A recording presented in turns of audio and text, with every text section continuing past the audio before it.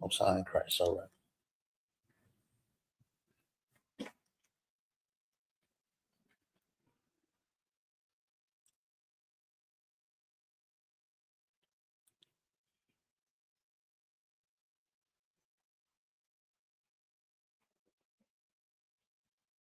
Most High in Christ.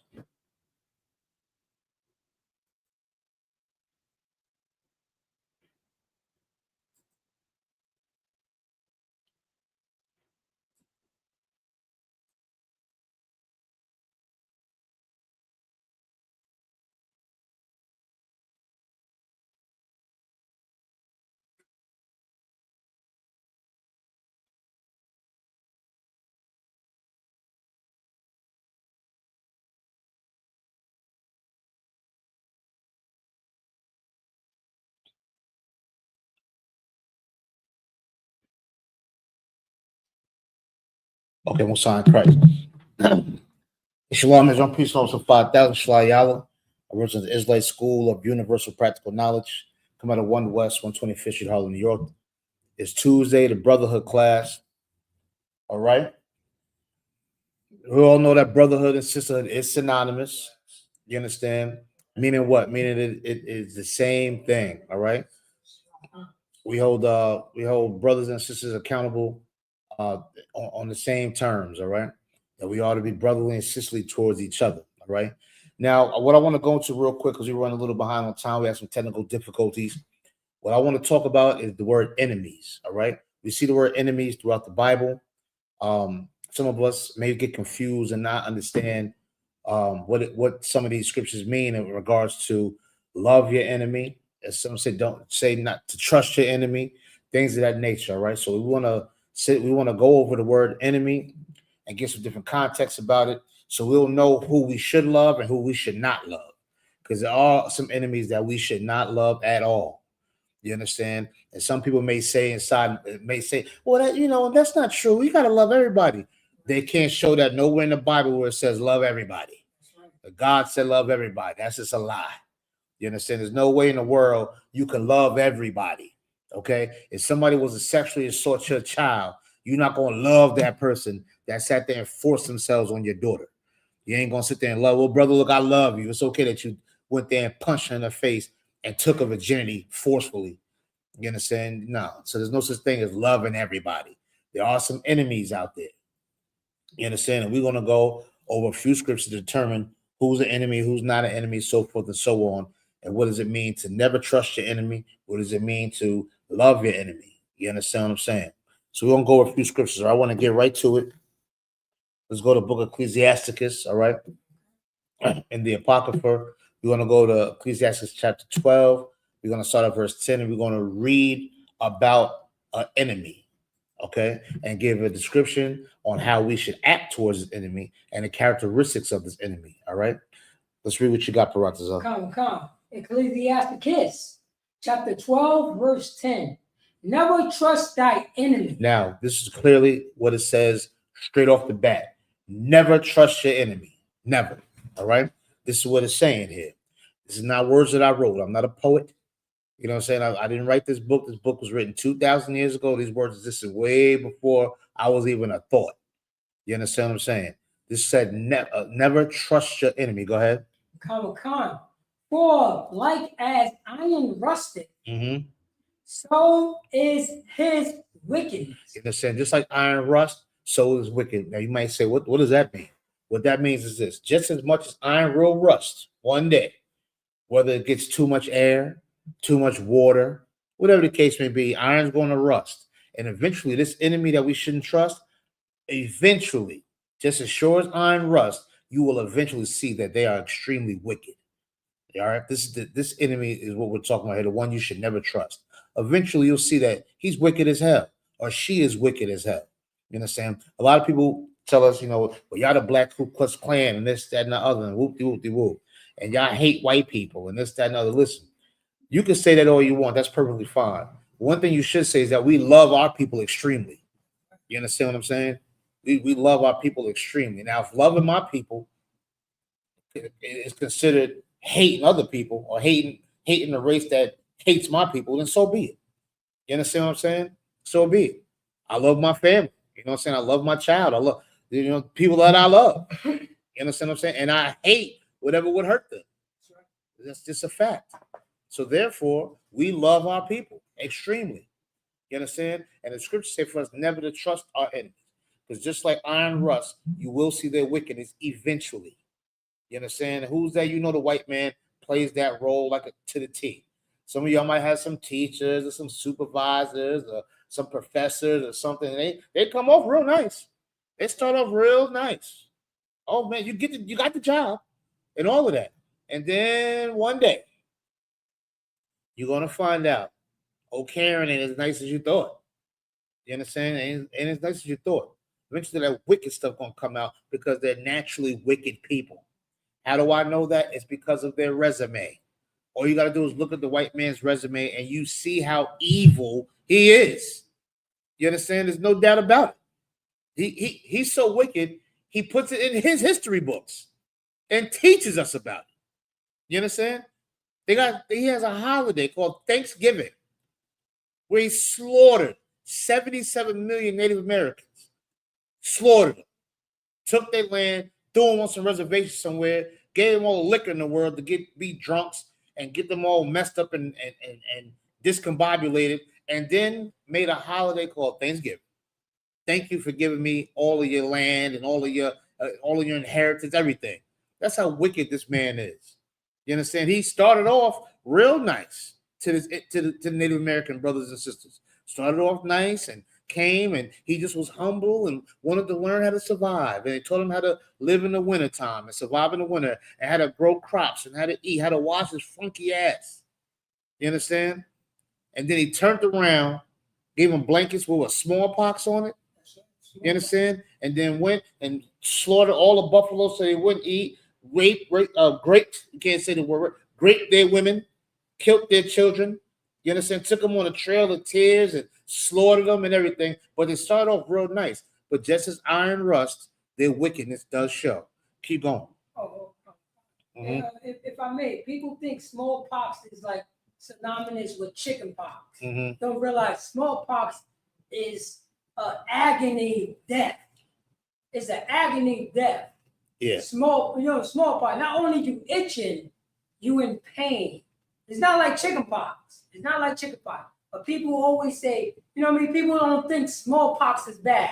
That's the reason why the American government fight against smallpox so they can exterminate for smallpox. But the American government never exterminate chickenpox because it's not as bad. Smallpox is tremendous. Hosanna Christ. Let's keep reading. Verse 11. Though he humble himself and go crouching, yet take good heed and beware of him. Now, this is an enemy you have to beware of. You understand? You have to pay very close attention to their behaviors, how they act, what they say, what they do. You understand? Because they may crouch. What does that mean? They may take a humbling position. They may seem to be harmless. Or look at some of these school shooters. I just posted up on my Facebook page that white boy that shot up that daycare back in the day in Connecticut. Or was it a daycare or a preschool?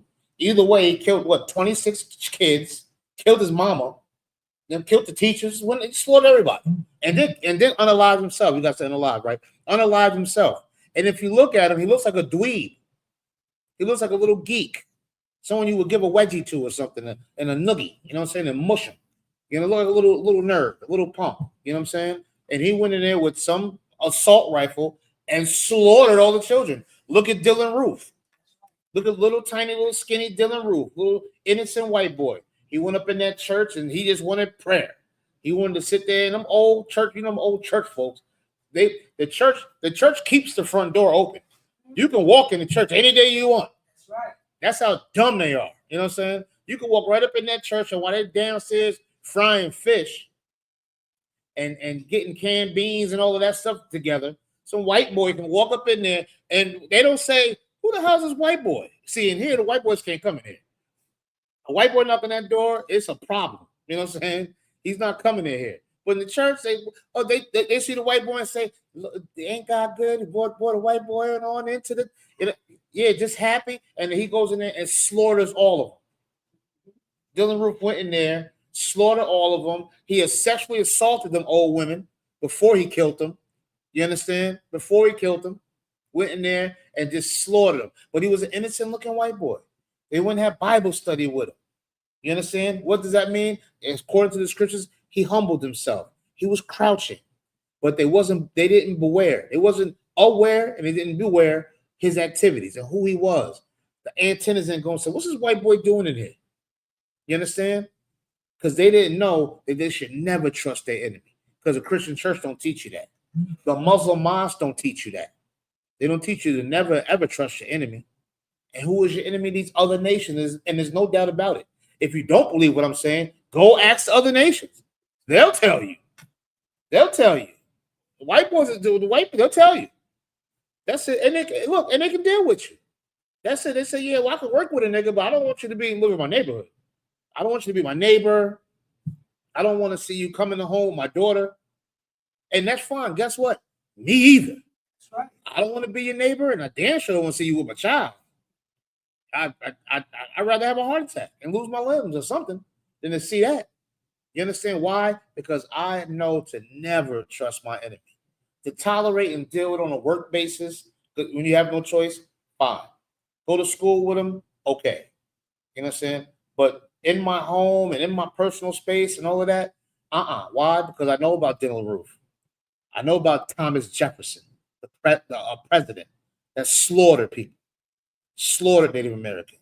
I know about them. I know about the Newton or Newtown, Connecticut killer that shot up all them children. Right. You understand? Just like the boy did in Buffalo. He said, hey, he went to a black neighborhood and sat in front of the grocery store for a day or two, just scouting the area, looking at all the black folks coming into the supermarket. You understand? And guess what? They just thought it was a white boy. Just coming, just wanted to be cool. He's down with us. He like rap. And he was sitting there plotting on how he's going to come in there and unalive every nigga he saw. That's right. You understand? Every nigga he saw. Came back the next day and shot the whole thing up. Seen a white guy in the store. That's right. We played it. Yeah, seen a white guy in the store, and when he drew the gun down on himself, oh, I'm sorry. And he went on to some old black lady. You understand? Why? Because he crouched down and humbled himself. We wasn't aware. We didn't look and say, what is this white boy doing here? You understand? Now you from Yonkers, right? You just was telling me about an incident on Elm Street and Linden over there. Now, if you see a white boy walking over there, don't it look a little suspicious? Look a little suspicious. He better be one of them Albanians or something from Oak. Maybe we know them. Maybe, but if you see some white boy lingering around, so who is that? Why is he here? You understand? That's just a natural instinct. What the scripture says, never trust your enemy. That's right. Be aware.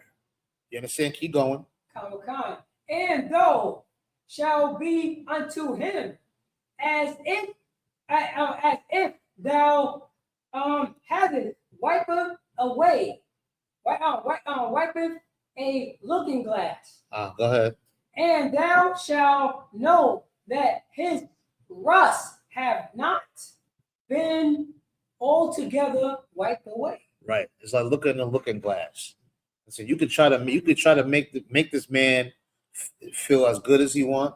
You understand? He can rap, dance, get his shape up, go to the cookout, do the electric slide and whatever the dance he got going on. And he's a cool white boy. But you can't never wipe his rust away. That's right. He's still wicked. That's right. I don't give a damn how nice he is, how he play ball. You know what I'm saying? All of that garbage. He's still white chocolate and white hype and white hope and all. He's still a wicked bastard. That's right. You understand that? Keep going. Verse 12. Verse 12. Now listen to this one. Go ahead. Set him not by thee. Don't even sit that white boy near you, that Asian near you. You understand? We see how the Asians are acting. That's right. You see what the Asian man, Rick Chow, what he did to that young 14-year-old boy. Said he was stealing water. Water. Something you can get from the sky. You understand? Water. And guess what? He wasn't stealing water, and they chased him 130 yards. That's a football field plus more. You ever seen a football field? You ever run from one end zone to the next end zone and plus more to go get a little child that supposedly stole water, and then when they get to him, gun him down. And guess what? Get to go home. Get to go home. That boy in the cemetery. His mother is scarred for the rest of her life. Do you know you got to go to the morgue and identify them bodies and see them holes inside of them? You understand? You got to go to a mortuary somewhere, and they slide this person that you love. They slide them out on that cold slab of metal, and you see them there. You used to see them yesterday laughing and joking and having a good time, and now they're full of holes in a morgue. You understand? See, that's what the enemies like to do to you. You understand? Your real enemy. You understand? Now, I know what some brothers going to say, well, niggas do that to niggas too. We're going to get to that. We're going to get to how brothers and sisters do that to each other. We're going to get to, we're not letting them off the hook either. But we're going to tell you the difference. You understand what I'm saying? We're going to tell you the exact difference. Now, the scripture just said, do not even sit them near you. That doesn't mean you can't sit next to them on a bus. That doesn't mean you can't walk next to them at the park. That doesn't mean that. But don't sit them near you. You can't come to my dinner table. That's right. You're not invited to the party. You're not invited to the cookout. You're not invited to the basketball game, the gathering. You're not invited. I don't want you near me. Why? Because you're wicked. And wherever you go, there's some destruction. There's not a place on earth where a white man has not put his foot, where there has not been death and destruction that follows. Nowhere. You understand? The beast is still over in the Middle East. He's been over there fighting them other heathens for 20, 30 years. More than that. You understand? Still over there fighting. Trying to get oil and all types of whatever they're getting, heroin and everything else they're getting over there.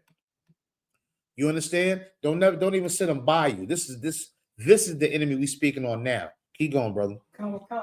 Lest when he have overthrown. And that is the main goal for the white man, and for the Asian man, and for the East Indian man, and the stinky African man. That's the whole name of the game. They want to get close to you so they can overthrow you. How do we know that? All you gotta do is look at the rap game. Look at the music industry. It used to be a black thing. You understand? It used to be us making our songs for us. Oh boy, that white man came close. Here come the white boy. And now, what's his plan? To overthrow. Now he owns all the record labels. Now he control the money. He lets you know what you can put out. You understand? Back in the day, it was women that used to rap that had consciousness. They used to speak about topics and things in the neighborhood that will uplift. Now you got broads talking about where my scamming niggas at. What kind of music is that? All my niggas get that cat. What is that? Children gotta listen. This is what kids are listening to. I can only imagine the mindset of a young girl who's listening to that and believes it. And believes it. What kind of man you want to be with? A scamming nigga. Do you understand that? We might want to turn that down a little bit. You understand? My whole point is this: the white man allows that to go out. Look at the niggas, all this drill music, all of this good old drill music, and shoot 'em up, bang bang, and all of that. And guess what? These young boys go out there and do it, and you know what happens? You know what happens when they go and allow this white man to tell them to go out and feed your community this garbage? What happens is the young boys do that, and they end up in prison. That's right. And then they end up in prison with some real prisoners. That's right. Some niggas that ain't never going home, and they can't wait for you, frail little boy, to come on up in here. You understand? How did all this get like this? Because the white man has came in and overthrown. You understand? Look at the Asians. Asians got come on in the neighborhood, and what they do, try to overthrow. I remember one day years ago, I took my daughter to beauty supply store around the corner over here on 3rd Avenue. Mhm. And we walked in the store, and a Chinese man is telling me and my daughter what kind of products she needs for her hair. He don't even got the same texture hair we got. Don't know nothing about our roots. Don't know nothing about the kinkiness of nothing in our hair. He gonna say, no, what you need this right here. You need this type of for your hair right here. Do you understand what I'm saying to you? That's crazy. And he's over. But what else the Chinese do? Come on in the neighborhood and what they do? Sell you chicken and some fried rice. Chicken and rice. You understand? And some other garbage that you don't know what it is. General Sow Mouse and a side of with some meow in it. You know what I'm saying? Some garbage. You understand it? How? Because they got close. They humbled themselves and came on in. And once they overthrow, you know what they do now? Beat black women up. That's right. Act thinking they stealing, going there getting some damn wigs and some of that goddamn Indian hair. You know how much money Indians make in India? In India, do you know how much they cut their real hair off and ship it over here for black women? That's right. So when black women go get the wigs and the weaves and all of that, and I'm not saying you shouldn't wear none, go weave it on. You know what I'm saying? But all I'm saying is this: all them bundles you paying for that you're gonna rip out because you're gonna get into a fight at the gas station anyway. So all of that garbage that you put in there that get ripped out, all that money's going to India, and they living good, while your child is not. You understand? That's how they get close to us and overthrow us. Go ahead, keep going. He have overthrown thee. Mm-hmm. He stand up in thy place. Go ahead. Neither let him sit at thy right hand. Lest he seek to take thy seat. And don't even let him sit at your right side because he's going to eventually want your seat. That's right. You know what I'm saying? And that's this enemy that we're speaking about. You can tell by the characteristics of what this type of person is. You understand? Sometimes it's just some learned behavior, and our people have had some learned behavior from this white man. The white man's wickedness is contagious if we're too close to him. You understand what I'm saying? It is contagious. There's no doubt about it.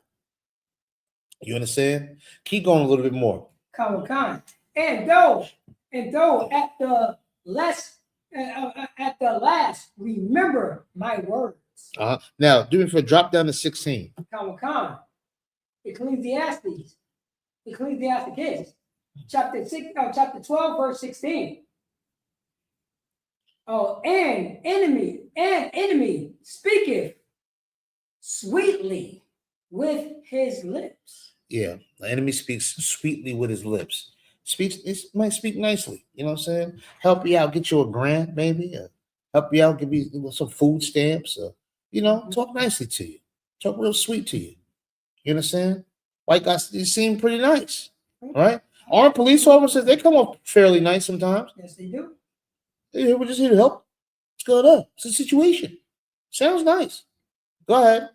But in his heart, he imagineth how to throw thee into a pit. Now, that's what's on his mind. That's right. When he's speaking nicely to you and sweet to you, calmly, he's humbled himself, crouched himself down. In his mind, he's thinking how to throw your black ass in a pit. You understand? And we ain't talking about just the white man, them funky Africans. That's right. Them Asians, them East Indians, all of them. You understand? All of them. When I say Asians, I'm talking about Koreans, Japanese, Filipinos, all of them.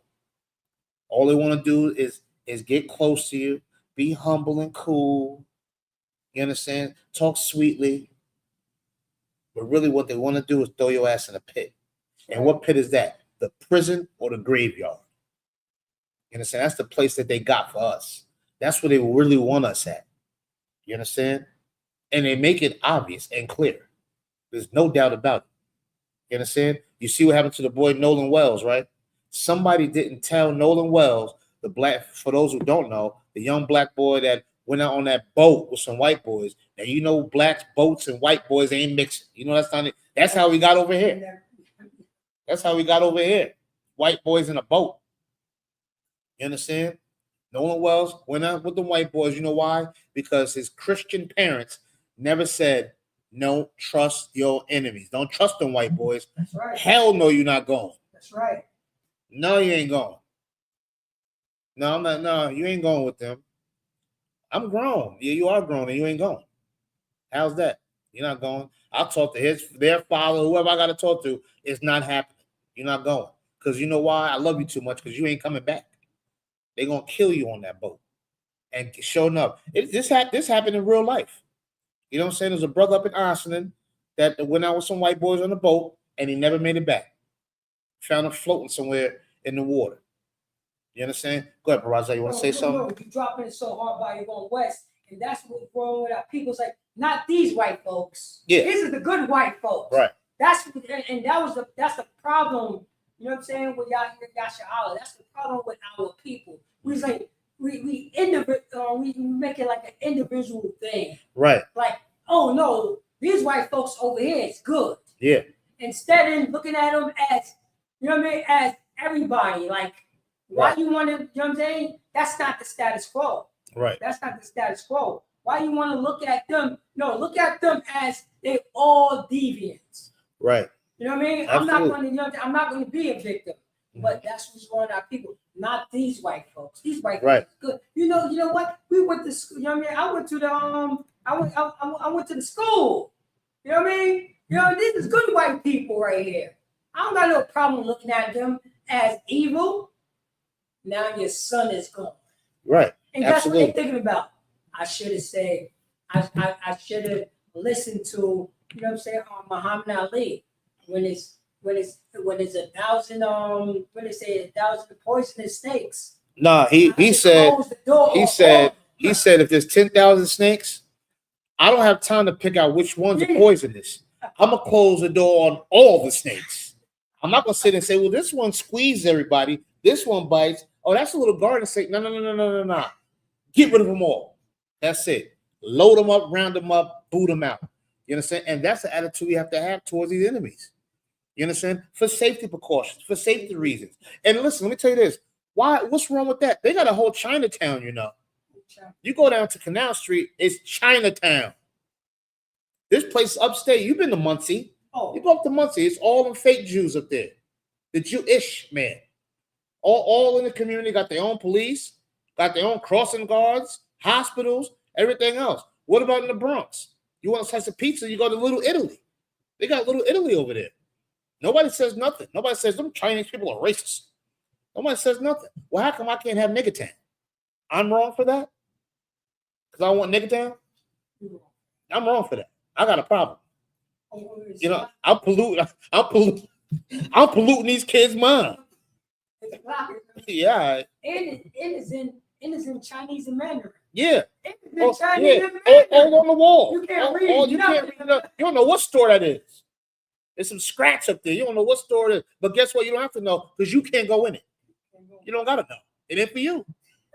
You don't got to know. And they say it. Yeah. That's why the Chinese man says what? Hurry up and buy. Get it and go, nigga.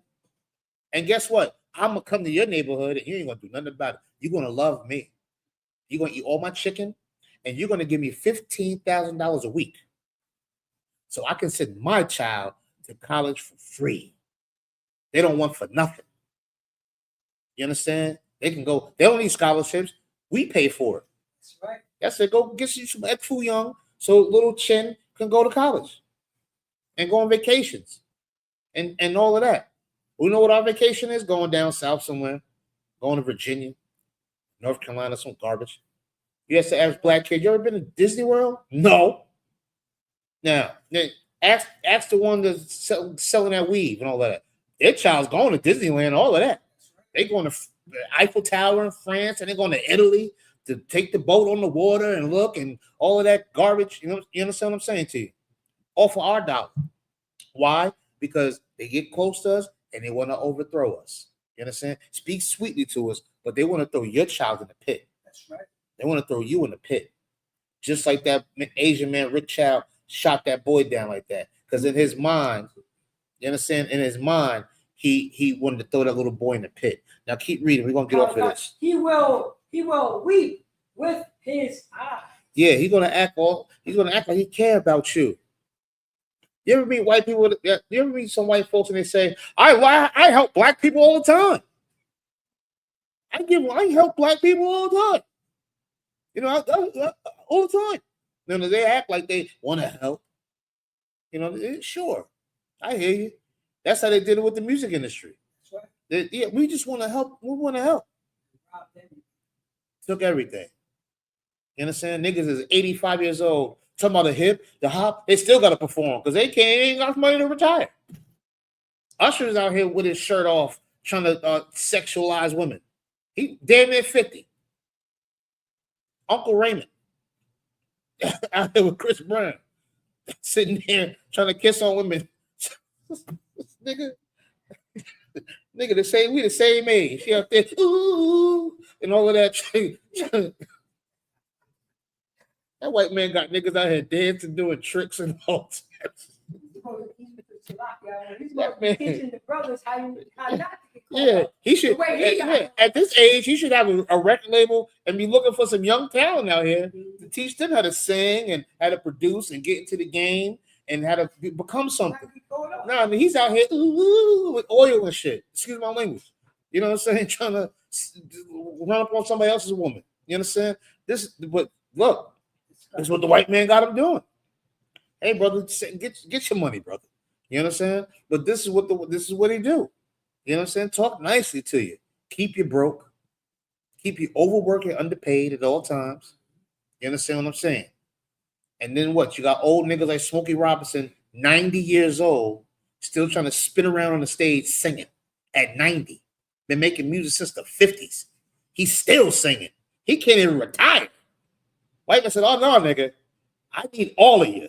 I need every number you going. 95, you're still young to me.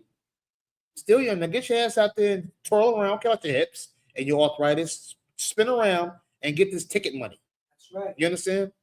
And that's what they do. You understand? Let's keep reading this. I think we're almost done with it. But if he finds opportunity. If he finds an opportunity, what you mean by find an opportunity? You only find something if you're looking for it. So if he's looking for an opportunity and he finds it, go ahead.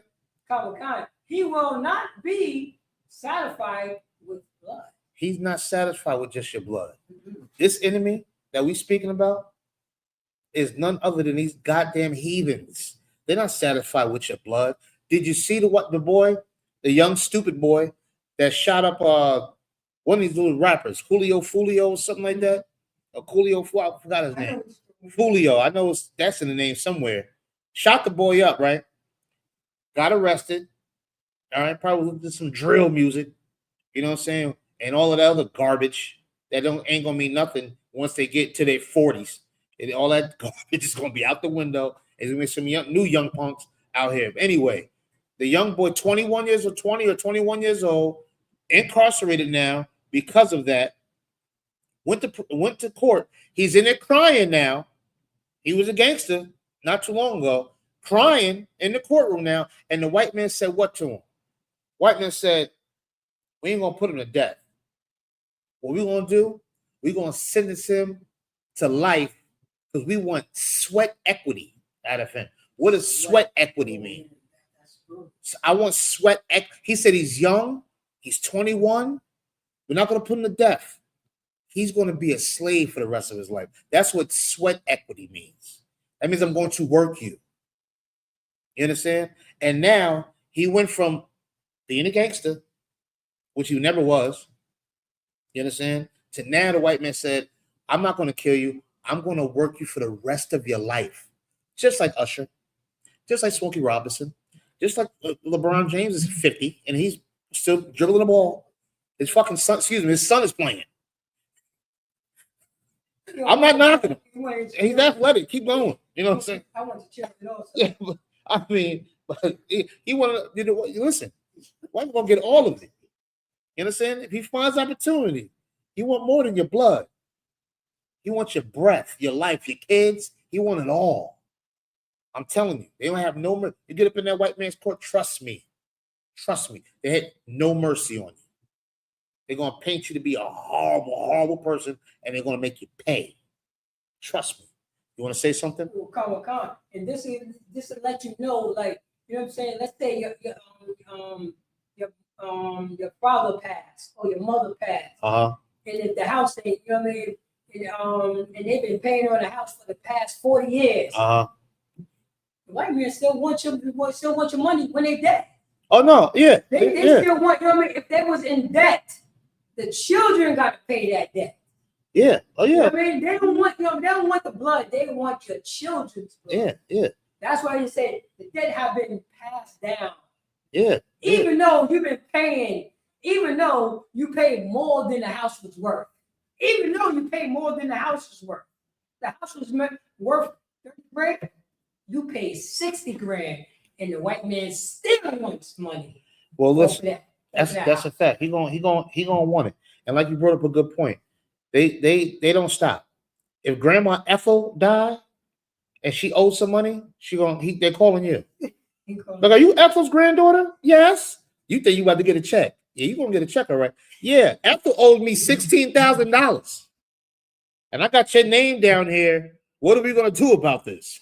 You're the bill collector. The bill collector call you. Yeah, so yeah, 16. So what are we gonna do about this? What are we gonna do? Like, damn. Well, right now I ain't got no money. Well, I'll call you back in 7 days. They'll give you 7. Yeah, they want that money. 20 grand. Yeah. Figure it out. Go sell some crack. Go sell some dope or some heroin. Weed's popping now. Ain't it legal? Go sell some of that fentanyl weed they got out there. Go sell some of that.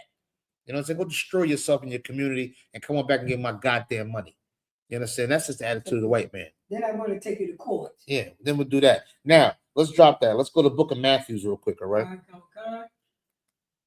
You want Matthew's what chapter? Matthew chapter 5. Let me see. I got this thing on.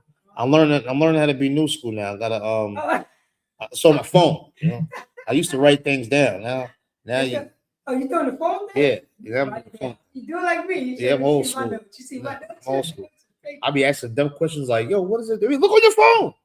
You know, you stop at somebody. Excuse me, how do you get to the They be like looking at you like, "You got a phone?" Oh yeah, I forgot. Oops. Let me go and Google this. That's upset. That's the reason why, you know what I'm saying, they got this chat GPT. Yeah, I be all on and that. I don't like it because we're gonna get to the point that I don't know how to do this. Mm-hmm. And I don't want to learn how to do this. So you're gonna tell me how to do this. Well, yeah. Which you could do is, you know what I mean? Like, you come up with your own reasoning. Yeah. How to do it. Absolutely. But now it's getting to the point that, you know what I mean? Like, it's getting to the point that we relying and we're supposed to use it as a tool, not a way of life. Yeah, absolutely. You know, that's what it's supposed to be, a tool, but not a way of life.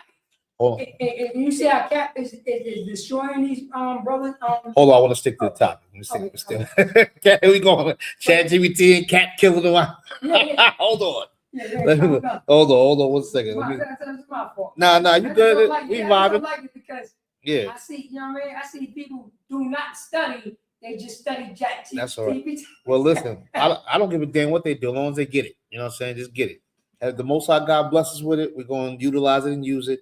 Whatever their method may be, Lord be with it. You know what I'm saying? Long as they got it when I need it. All right, let's go to Matthew chapter 5, verse 44. Oh, 44? Yeah. All right, now, once again, we're talking about enemies. Like I said in the scriptures, you're going to see the word enemies often. Some people get confused and not know what an enemy is, because just like we just read, we just went through the whole slew of never trust your enemy, right?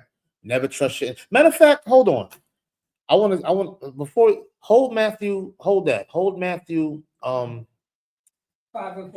that real quick. I want to go into the enemy again, just to be clear. Go to Deuteronomy 28 and 68. All right, go to Deuteronomy 28 and 68, just to elaborate a little more on what this enemy is and who it may be. All right, then we're going to talk about the other enemy. All right, so let's go to let's go to Deuteronomy 28 and 68, which is a milk scripture that a lot of brothers and sisters may know or may not know. Either way, milk is healthy for you, so we're going to go over it again. All right, let's go to Deuteronomy 28 and 68. Deuteronomy chapter 28, verse 68. Uh-huh.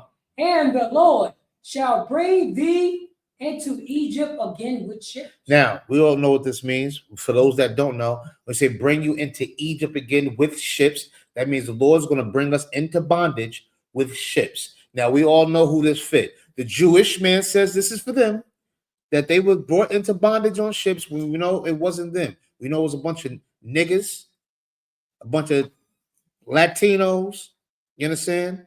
And some of them wetbacks and them spicks and all of that. It was us that fit that was brought into bondage via ships. Go ahead. Come. By the way thereof, I spake unto thee, thou shalt see it no more again. Now, what does that mean? That means the place that we're from, we're not going to see it again. You understand what I'm saying? Sounds very familiar and similar to niggas being in America and not knowing where they're from. Y'all said, nigga, where you from? Mississippi. Well, what are you? I'm just a nigga. You understand? You understand that? So where we from, we're not going to see it again. Go ahead. And there ye shall be sold unto your enemies. Say it again. Your enemies. You're going to be sold. You're going to be brought into bondage by ships to be sold to your enemies. Now, Dan, don't this sound familiar, Parazza? That's right. Sounds very familiar to me. Sounds like my history. Sounds like my forefathers. You understand? Sounds like the Puerto Ricans. Sound like the Jamaicans, the Dominicans. It sound like that. You know what I'm saying? That they were brought into bondage on ships to be sold to your enemy. Now, nigga, who bought you? Who's the one that purchased your grandmother and purchased your grandfather? Who's the one that did that? I don't think it was your next door neighbor. I don't think it was Shaquish and them next door. I don't think it was them. I think we were bought together. I think the niggas that's in this building with me, I think we was brought together. I think the nigga that we hating and shooting at and all of that, I think we was all rooped up and brought together over here. I think that his grandfather, my grandfather, and great-grandfather, I think we was all brought over here together. You understand? But brought over here to who? To be sold to who? Shall be sold unto your enemies. You're going to be sold to your enemies. Now, you can use your common sense and you can figure that out. You understand? The white man says this is them. The Jewish man say that's us. I mean, that's him. The Jewish man. You understand? Now, when we bring this out to say, nah, Moses was talking to the Israelites here, talking to the Jews in this Bible 2,000 years ago. He was talking to us. You understand? That fit the description of niggas. And niggas was sold to their enemies. You cannot tell me that the white man is not your goddamn enemy. Also, niggas was sold on the eastern part of Africa to them stinking Arabs. That's right. And stinking Arabs brought us too. Don't think we forgot about that slave trade as well. You understand?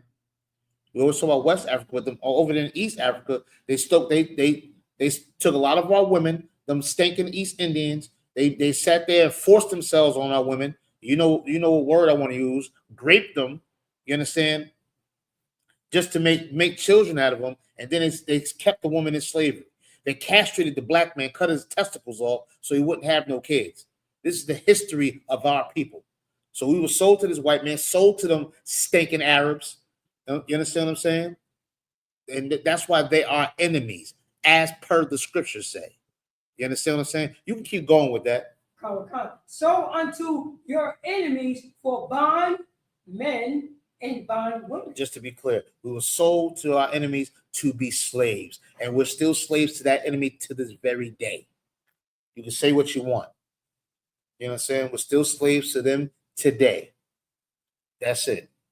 We buy all their hair. We buy all their food. You understand what I'm saying? We use all their drugs. We use all the drugs. You understand? These dispensaries, weed's legal now. We use all the white. We're good at using the white man's drugs. We masters at that. They love it. We're good at using these Arabs drugs too. That's where all the heroin comes from, and all the fentanyl and the cocaine and all of that. You understand what I'm saying? All that good stuff. All this K2 and all of this garbage out here. All of the bombing fluid, the dust, and all of that stuff. You understand what I'm saying? We're real good at using the white man's drugs and doing all the things. We're good at the white man's holidays. You understand? Let me tell you this. They'll take you to court because you don't celebrate Christmas. You don't let your child celebrate Christmas. You are a demon. You a demon because I'm not going to tell my child that this fat white man is coming down a chimney that we don't got I gotta tell her that, or tell him that. I gotta tell you. Gotta tell your child that. You're forced to tell them this fat white man's coming. Not that I get up every day and go to work. Not that. Not that I bust my ass at work. You understand? Just to get a little bit, to live just a little bit. I gotta give a credit to a white man. You understand? Thanksgiving. That's Family Day. 4th of July. Gotta celebrate that. You understand? Valentine's Day. You gotta get some candies and flowers for 2 homosexuals. But that's a homosexual holiday, and we know the history on it. You understand? We're still slaves to this day. We got brothers that's Muslims, dyeing their beard all orange and all of that. Slaves to the Arabs. You understand that? Slaves to the Arabs. A Muslim boy, a nigga Muslim, that say, yo, Aki, we can't kill Muslims. They got more respect for the Arabs than they do for the nigga next door to them. That's right. You understand that? So anyway, we're still slaves to our enemies. All right. Just want to be clear on the context of enemies. All right. Now let's talk about the other enemy. Let's go back to Matthew chapter 5, verse 44.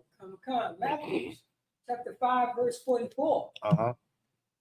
But I say unto you, love your enemies. Say it again. But I said unto you, love your enemies. Now, what does that mean? To love your enemies. We just read not to trust them, not to be around them. Don't set them close to you. You understand? We just read that. We just read how we were sold to them to be slaves. You understand? Bondmen and bondwomen. Sold to our enemies. We just read it. Now, this scripture is saying what, But I say unto you, love your enemies. Now, this is Christ talking. This is in red. This is a black man by the name of Yahushua. But the name of Yahushua that the world knows is Jesus Christ. This is him talking. He's saying, love your enemies. So what does that mean? Does the Bible have contradictions? Maybe it's contradicting itself. Or let's think of this other genius idea. Maybe, just maybe, there's 2 different types of enemies. That's right. Maybe that. All right. I'm gonna go with there's 2 different types of enemies. All right. That's right. And what enemies is talking about? If we knew to love our enemies, it wouldn't be no Bloods and Crips. And it wouldn't be none of this, whatever garbage that has sex, money, murder, whoop-dee, and payback, whatever that trash is. That's right. You understand? It wouldn't be none of that. If we love our enemies. It wouldn't be, we just talking about a shooting that just happened? Where at? Yeah, in Linden and Elm Street. Some shooting just happened in Yonkers on Linden. Shot the whole thing up. Somebody's dead. Somebody died. I believe it was a 12-year-old boy that got shot up at some basketball game or something. He's gone. You understand? This is, if we learn to love those enemies, you know why we should love those enemies? Because they're not really enemies. They're not enemies. That's why you have to love that person that you got a disagreement with. When I say that person, I'm talking about that brother or sister you got a disagreement with. And black families is good at not liking each other. Trust me, they're good at that. They will disown your ass in a minute. You understand? That's it. Don't let no money be involved. When money comes, they get crazy. Don't let no money come. Don't let no money get involved. They will stab you in your back 75 times. You understand? And ask you why you mad I'm stabbing you. You understand what I'm saying? But see, these things, if we loved our enemies, if we loved another black man, another little Latino man, Native American man, woman, and child, if we loved each other, these things wouldn't happen in our communities. Right. We wouldn't be selling drugs to each other. That's right. It used to be a point in time where you couldn't sell no drugs. You know, so I have no respect for drug dealers anyway. Not a little bit. I have no respect for gangbangers. I think they're punks. And you need to gang up with somebody. I think it's some sucker shit. Excuse my language. Go ahead, Paratza. Oh, no, you drop it so heavy when you brought up the drug dealer. And it got to the point, and our oppressor is such a devil, a subtile, right, disgusting bastard that confused our people. And, you know, they got to the point that the drug dealers would tell you to mind your business. Yeah. Why he's selling drugs to your mother, but you're supposed to mind your business. Yeah. Why you eating a pizza in the Arabs will let the drug dealers to sell drugs out of their pizza store. You know what I mean? And I'm going to say it on 120 on 125th Street in Lenox. You know what I'm saying? The $1.50 slices. You go in there and you want a slice, and you have to watch a drug dealer selling drugs to your mother. Yeah. But you supposed to mind your business. That's how destroyed we are. Yeah, no, that's a fact. You understand? That's absolute fact. Also, I seen an interview with Memphis Bleak, the rapper, and he was doing an interview, and he said, he tried to make some analogy to something he was talking about. He sounded dumb as hell. The weed, you know, that weed, it melts your brain. I know. You know what I'm saying? So the nigga was talking something stupid. I think I know what you're talking about. And he was like, yeah, we outside selling drugs, and the old lady in the window is telling us to be quiet because we outside of her window.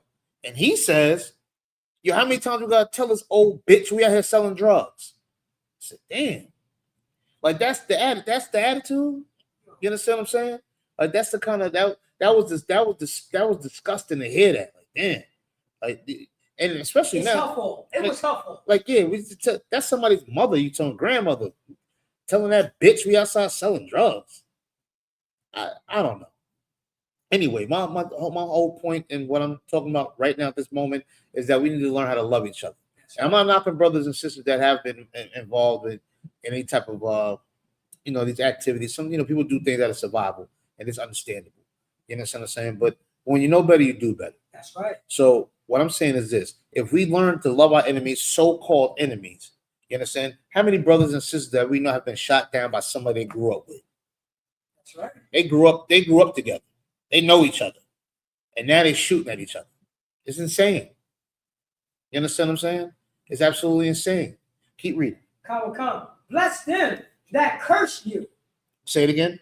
Bless them that curse. Now, what does that mean? The ones that hate your guts, might want to talk about you, might want to see you harmed. You understand? Lie on you. That's right. You understand? You still gotta love them. You still should love them, as per the scriptures.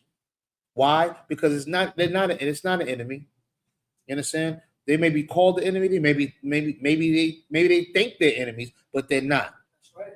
You understand? All we are is hurt people, and all hurt people do is hurt people. Right. And this is why we so active towards each other, because we're hurt.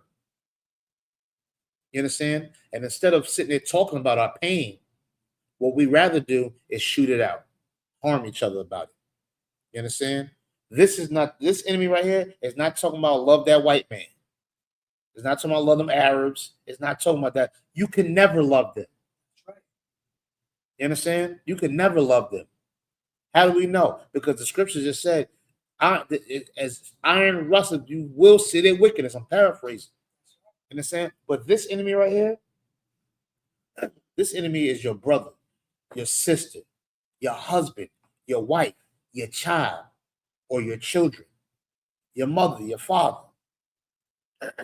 The love, that doesn't mean you have to agree with them all the time. That doesn't mean you got to say yes to everything.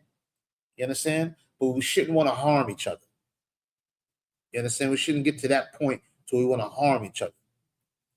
Even if you're doing me wrong, I can understand because you're hurt. All you're doing is repeating what somebody did to you. You understand? You're scorned and hurt. So now you gotta find a relief. You gotta find some way to take it out of somebody. You understand? But according to the scriptures, I still gotta love you. Don't mean I gotta like you. I didn't say like. That's right. I don't have to like you, but I have to love you. You understand? So I won't hurt you. I won't lie on you. I'm not gonna steal from you. I'm not gonna try to, do these wicked things to you. You understand what I'm saying? Don't have to like you, but I do love you. You understand what I'm saying? We're not gonna agree all the time and things of that nature, but we're not gonna hurt each other none of the time. You understand? It's not gonna get to that point. It shouldn't get to that point. Why? Because we're better than that. Keep reading. Khan, do good to them that hate you. Say it again. Do good to them that hate you. There's gonna be some people that hate you and they don't even know you. That's right. You understand? They don't even know you. And I'm not talking about, well, white people hate you. They hate you just because of your skin. They don't even know you. You understand? They just hate you for that reason. But then you got some other people that's gonna hate you. Why? Maybe because you got a car. Maybe because you're looking good. Maybe because some people just gonna hate you just because you're happy. Just because you're happy and you're not gonna join into their misery. But regardless of whatever the fact may be, you still should love them. The ones that curse you, the ones that hate you, your brother and sister, your next door neighbor. That's right. The one you're on the bus with, one you're on the train with. You understand? The one that you want to y'all catch eye contact and the first thing, fuck, what you think of looking at? You understand what I'm saying? These type of act, this is where we get confused at and messed up at. We're gonna go a little further on. Go ahead, keep going. And pray for them which despitefully use you and persecute you. There's gonna be some people that persecute you. They're gonna despitefully use you. I know people that ask you to borrow money. Well, I can understand, but using you to death. Forget all about all of that. You understand what I'm saying? Which is fine. And even though they're using you, even though they did use you, guess what? You still gotta love them. Why? Because somebody used them. There's gonna be people that persecute you. They're gonna claim you did this and claim you did that and claim he wasn't this and claim he wasn't that. They're gonna persecute you. They're gonna do it publicly. They're gonna do it in the courts. They're gonna do it on the street. They're gonna do it, period. But guess what? You still gotta love them.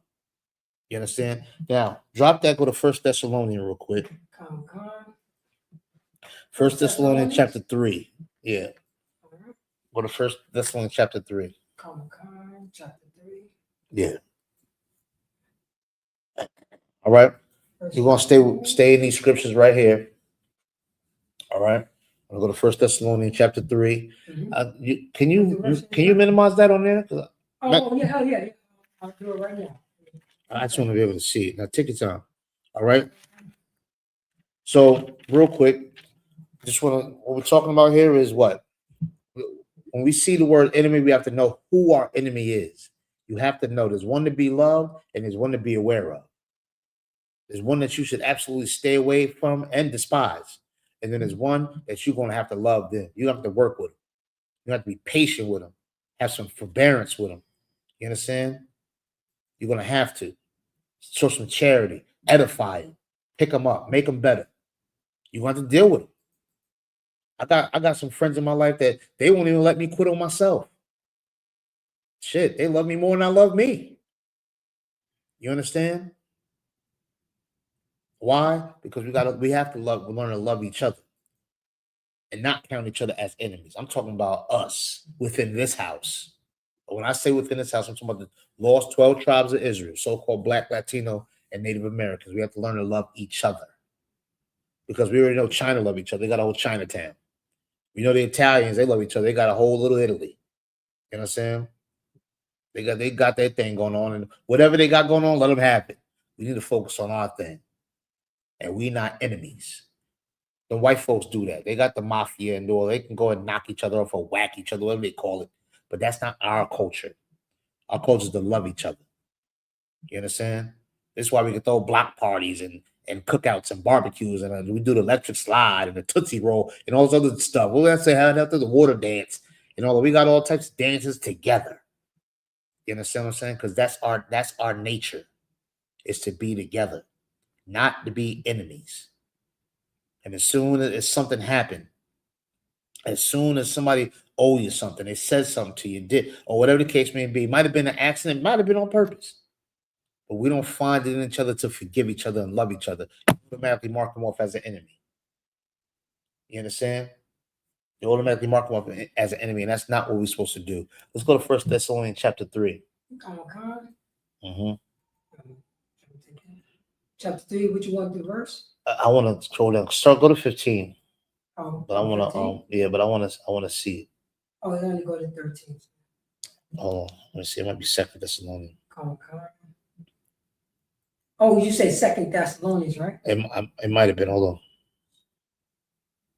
Yeah, 2nd. Excuse me. All right. 2 3 and 15. Yeah. Gotcha. All right. Go scroll up a little bit. Come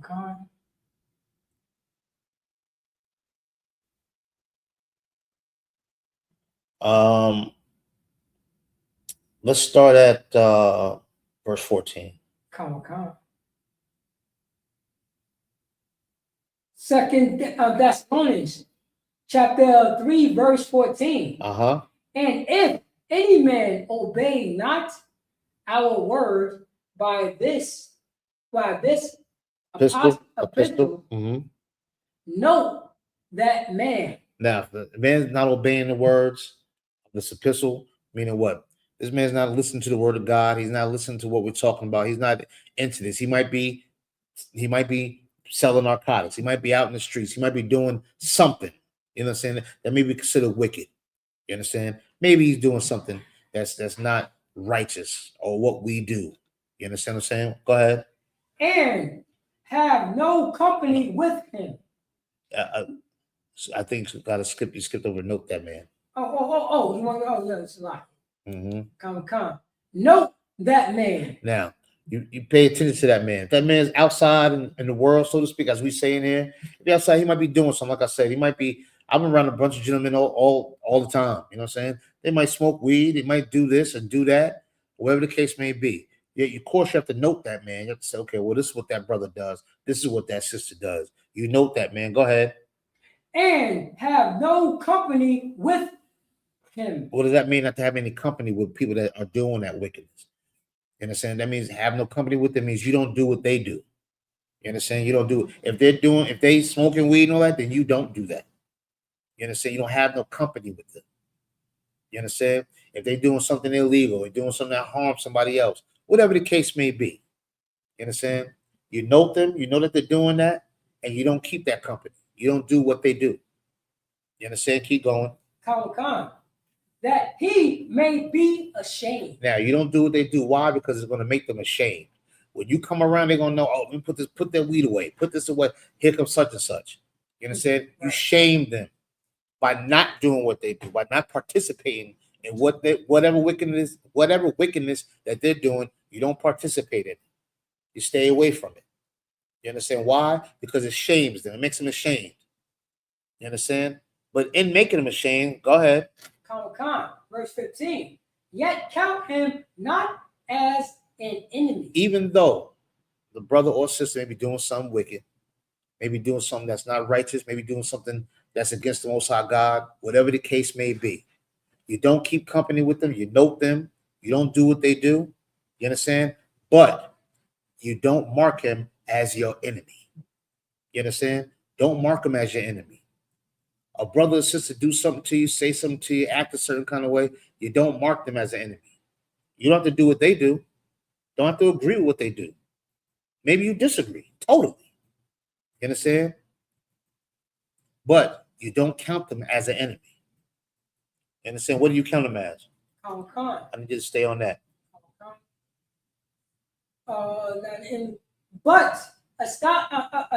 Admonish him as a brother. That's what you do. He's not an enemy. You understand? He's your brother. And like we always say, like Captain Zakar always says, brotherhood and sisterhood is synonymous. So that brother, it says brother, that's brother or sister. You understand? That's not your enemy.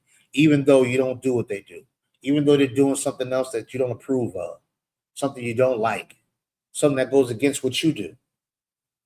Regardless, you may not do it. You don't do what they do. You don't keep that company. You know what they do, but that's not your enemy. That's still your brother. That's still your sister.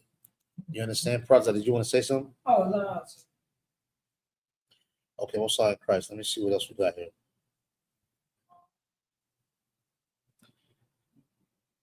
Okay. Oh, matter of fact, it's like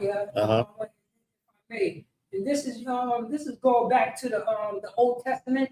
Yeah. You know what I mean? Leviticus, I think chapter 19, verse 17 through 18, they tell you how to be a brother, how to not count your brother as an enemy, Right. and also not to hold grudges. You know what I'm Mm-hmm. saying? Towards one another, towards the children of what? Your kind. This is younger, and this is the reason why Yahweh came on the scene with being an example.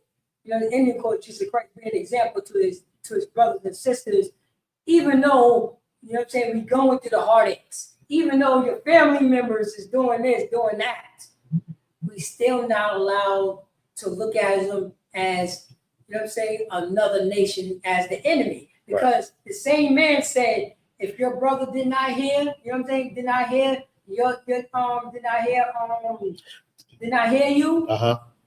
treat them like another nation. Right. And a lot of Christian churches don't understand that. Treat them like another nation. Don't treat them as the children of God. Treat them as the people who grew up, not the children of God. So, Con, if you can't go to Ecclesiastes 37. Oh, 37? Yeah. Ecclesiastes kids, right? Uh-huh. Chapter 37 real quick. All right. We're gonna keep talking about the difference between enemy. But I seen a comment or something Oh, like well, that. yeah. Here we go right here. He said this right here. You don't gotta put it up. Just read it. Comic-Con. Say, I can read it, sorry. Oh, I can see it. So this is, yeah. I can't. The screen is too big. Take that off. Sorry, ain't no sweat. I'll keep on. I'm trying to see what He's Faye John. Yeah, I don't know what Faye. I'm sorry, Faye. I don't see what you're saying. That's a shame. If we, brother, you don't have to put it up. Oh! I thought that would be better. No, I don't know what they're saying.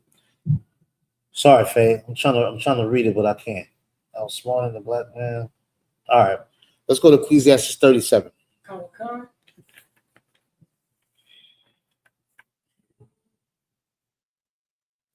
37 and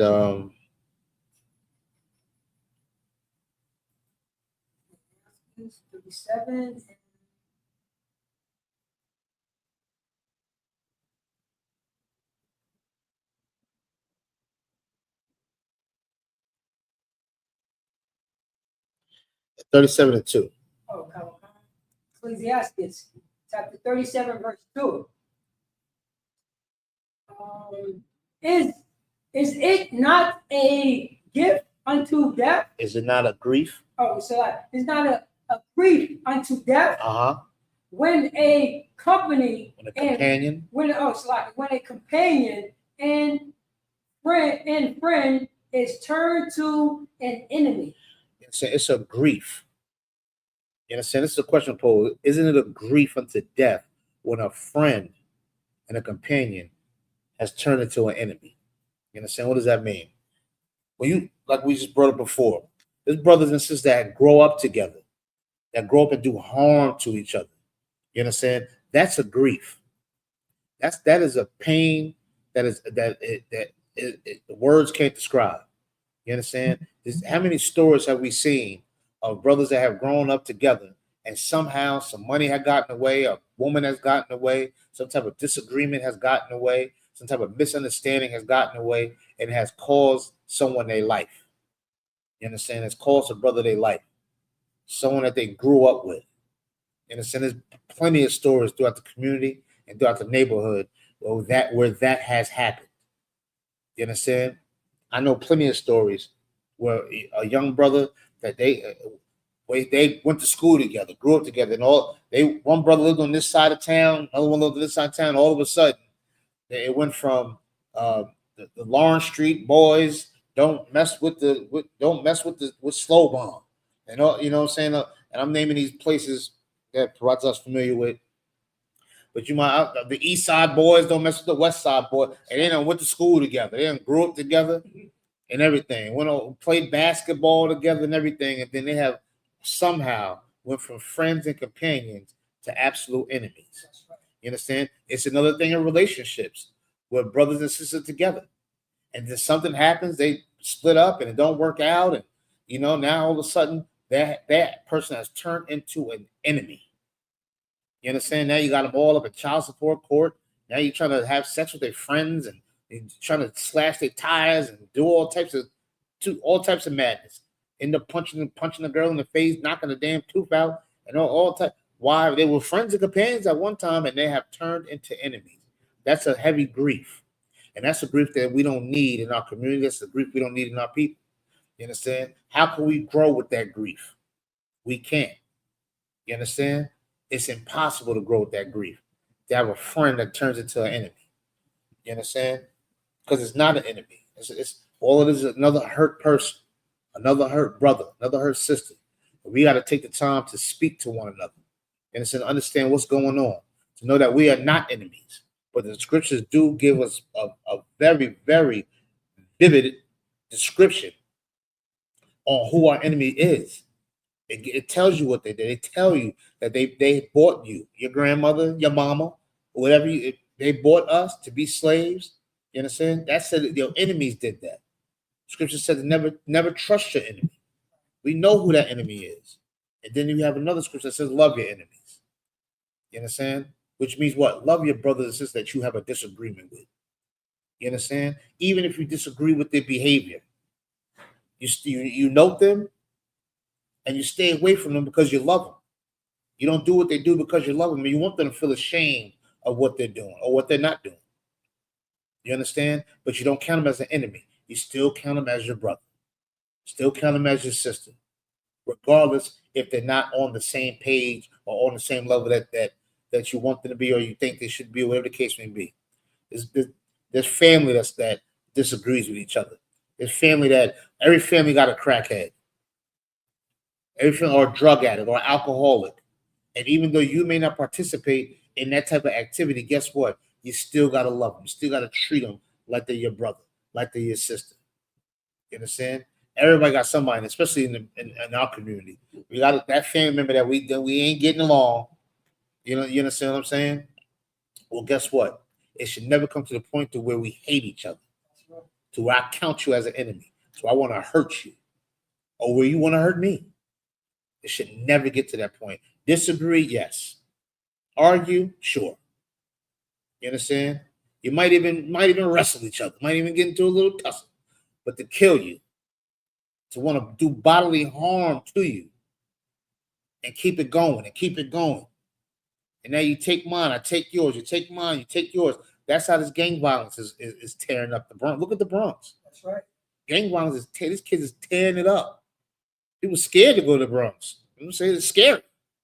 People moving to Brooklyn. You know what I'm saying? They moving to Brooklyn. You know what I'm saying? The Bronx is scary. You know what I'm saying? Why? Because our brothers and sisters are not learning how to love their enemy, not how to work things out. And that's what we got to do as a people. If not, our enemies are going to get close to us, like we read earlier. They're going to try to overthrow us and throw us in the pit because they want more than our blood. And we don't have time to fight amongst each other. We don't have time to consider each other enemies. You understand? We don't have time for that, but we do have to make time to learn how to love each other, how to forgive each other, be patient with each other, uplift each other. And when I say uplift, that doesn't mean agree. That don't mean rub them on the back and babysit them. No, sometimes you got to love them in a tough way. Sometimes you got to shoot from the hip, as they say. You understand? But that's our job. You understand? Is to make sure that we love each other and do not count each other as enemies. All right. I wish we had more time. I have to end the class, but we'll probably try to continue this next week. All right. Maybe do another part 2. I got more scriptures on who our enemy is, who our enemy is not. Make sure there's one enemy to love, there's one enemy to be aware of. Who should you love? That other Black, Latino, Native American man, woman, or child. That is not your enemy. Right. I don't care what color they wear. I don't care what block they from. I don't care what coast they from. I don't give a damn about none of that. I don't care if they owe you money. It doesn't matter. That's not your enemy. And if you think it is, you still better love them. You understand? You still better love them. But then again, there's another enemy. You understand? There's a whole nother enemy out there. You know who that is. Or you got to just look at their track record and they'll prove to you that they're the enemy. You understand? Now, Israel, with that, I'll see you next week, Lord allow. Till then, shalom.